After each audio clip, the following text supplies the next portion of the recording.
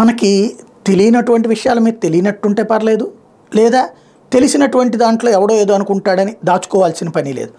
ఇక్కడ ఒక కీలకమైనటువంటి అంశం ఏంటంటే పెన్షన్దారులైన వృద్ధులకి బ్యాంక్ అకౌంట్లు ఎందుకు తెరవలేదు, ఇది ఒక ప్రశ్న. వాస్తవంగా నిన్న లోపం ఆరంభమైనప్పటి నుంచి ఎదుటి మీదకి తోసేసుకునేటటువంటి ప్రయత్నం. ఒకసారి బ్యాంకుల దగ్గరికి వెళ్ళి కనుక్కుంటే తెలుస్తుంది. ఎవరో అక్కర్లా, మనం ఇక్కడ కూర్చుని సిటీల్లో కూర్చుని నోటికొచ్చింది ఏదో ఒకటి స్టేట్మెంట్ ఇచ్చేసి మనంత మేధావి లేదని ఎవరికాడు అనుకోవచ్చు.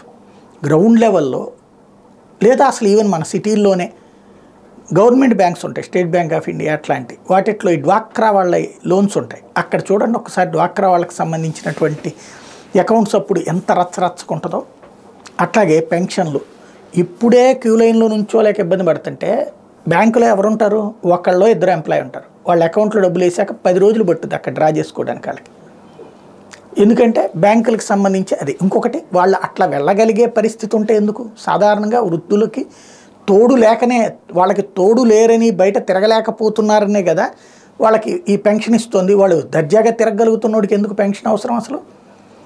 అక్కడే ప్రాక్టికల్ అంటే మానవత్వ కోణం మర్చిపోయినా పర్లేదు. కానీ జగన్ మీద ద్వేషంతో ఇప్పుడు 31 మంది చచ్చిపోయారంటే ఈ ఎండలో తట్టుకోలేనంత వయసు అనినే కదా వాళ్ళు.